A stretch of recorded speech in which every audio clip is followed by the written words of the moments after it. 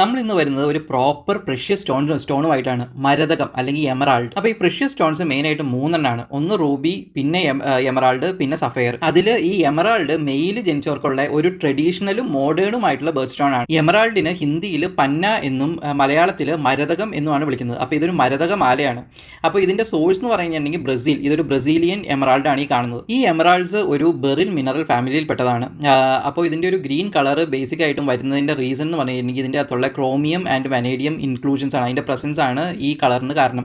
ഇനി ഈ Brazilian emerald Colombian എമറാൾഡിനെക്കാളും കുറച്ചും കൂടെ ഒരു ഡിസ്റ്റിങ്ക്റ്റ് ഗ്ലോയോട് കൂടിയാണ് വരുന്നത്. അപ്പോൾ അതിൻ്റെ റീസണും ഈ വനേഡിയത്തിൻ്റെ കൂടുതൽ കോൺസെൻട്രേഷൻ ഉള്ളതുകൊണ്ടാണ്. അപ്പോൾ ഇതിൻ്റെ ഒരു ഒറിജിനൽ നേറ്റീവും പറയുകയാണെങ്കിൽ ഇതിൻ്റെ പേര് പോലെ തന്നെ ഇത് ബ്രസീലിയൻ എമറാൾഡ് ആണ്. അപ്പോൾ ബ്രസീലാണ് ഇതിൻ്റെ ഒരു നേറ്റീവ് എന്ന് പറയുന്നത്. ബ്രസീലിൽ തന്നെ എമറാൾഡ്സ് മൈൻ ചെയ്യുന്നത് മെയിനായിട്ടും മിനാസ് ഗെറിയാസ്, ബാഹിയ, ഗോയിയാസ് എന്നീ റീജിയൻസിൽ നിന്നാണ്.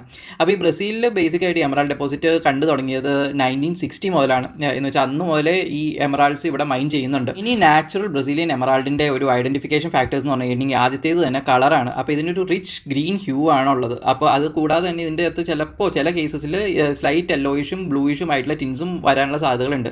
പിന്നെ ക്ലാരിറ്റി നോക്കുകയാണെങ്കിൽ കൊളംബിയൻ എമറാൾഡ്സിനേക്കാളും കൂടുതൽ ക്ലാരിറ്റി ആയിരിക്കും, പ്യുവർ ഇൻക്ലൂഷൻസ് ആയിരിക്കും ഇതിനുള്ളത്. ഹാർഡ്നെസ് പറയുകയാണെങ്കിൽ 7.5 to 8 MOHS സ്കെയിലാണ് ടോട്ടൽ എമറാൾഡിൻ്റെ ജനറലി ഉള്ള ഒരു ഹാർഡ്നെസ് വരുന്നത്.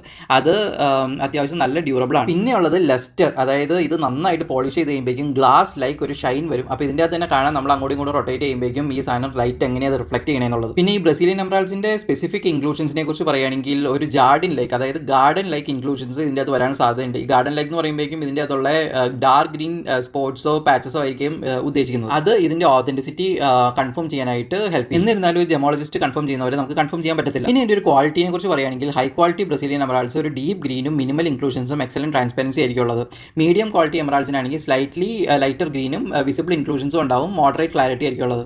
ലോവർ ക്വാളിറ്റി ആണെങ്കിൽ പെയിൽ ഗ്രീൻ ആയിരിക്കും, ക്ലൗഡി അപ്പിയറൻസ് ആയിരിക്കും, പിന്നെ ഒരു സിഗ്നിഫിക്കൻസ് ഇൻക്ലൂഷൻസും അതിൻ്റെ അത് കാണാം. അപ്പോൾ ഇത് ആക്ച്വലി ലോവറോ മീഡിയത്തിൻ്റെയോ ലോവറിൻ്റെയോ ഇടയ്ക്കായിട്ടുള്ള ഒരു എമറാൾഡ് ആയിരിക്കും ഇത്. സെല്ലർ ഇതിൻ്റെ ഒരു ഗ്രേഡിംഗ് പറഞ്ഞേക്കണേ AAA ഗ്രേഡഡ് എമറാൾഡ് ആയിട്ടാണ്. എമറാൾഡ്സ് പൊതുവേ ഒരു മെറ്റാഫിസിക്കൽ ആൻഡ് എസ്തെറ്റിക് ബെനിഫിറ്റ്സ് ഉള്ളതായിട്ടാണ് അറിയപ്പെടുന്നത്, including emotional balance, mental health, healing properties, പിന്നെ സിമ്പിൾ ഓഫ് വെൽത്ത് ഒരു ഫാക്ടറാണ്. കാരണം ഹിസ്റ്റോറിക്കലി തന്നെ എമറാൾഡ്സിന് ഒരുപാട് സിഗ്നിഫിക്കൻസ് ഉണ്ട്. ഈവൻ ക്ലിയോപാട്രയുടെ വരെയും ഒരു ഫേവറേറ്റ് സ്റ്റോൺ ആയിരുന്നു എമറാൾഡ്. പിന്നെ ഇതൊരു പ്ലാസ്റ്റിക് ജ്വല്ലറിയുടെ നല്ലൊരു റിപ്ലേസ്മെന്റ് എന്ന് പറയാൻ പറ്റത്തില്ല, കാരണം ഇതിന് നല്ല കോസ്റ്റ്. ഇതിന്റെ ഒരു കൾച്ചർ സിഗ്നിഫിക്കൻസിലേക്ക് വരികയാണെങ്കിൽ ഏൻഷ്യൻ ഈജിപ്തിൽ ഇത് അസോസിയേറ്റ് ചെയ്തിരിക്കുന്നത് ഫെർട്ടിലിറ്റിയും റീബർത്തും ആണ്. അതുപോലെ തന്നെ പോർച്ചുഗീസ് എക്സ്പ്ലോറേഴ്സ് ഇതിനെ വാല്യൂ ചെയ്യാനുള്ള കാരണം ഇതിന്റെ റയറിറ്റിയും ബ്യൂട്ടിയുമാണ്. അപ്പോൾ ഈ precious stone Taurus and Gemini zodiac signs link ചെയ്തേക്കുന്ന മെയിൽ ജനിച്ചവർക്കായിട്ടുള്ള ഒരു ബർത്ത് സ്റ്റോൺ ആണ്. അപ്പോൾ ഈ വീഡിയോ എല്ലാവർക്കും ഇഷ്ടപ്പെട്ടെങ്കിൽ ലൈക്ക് ചെയ്യുക, ഷെയർ ചെയ്യുക, സബ്സ്ക്രൈബ് ചെയ്യുക, കമന്റ് ചെയ്യുക.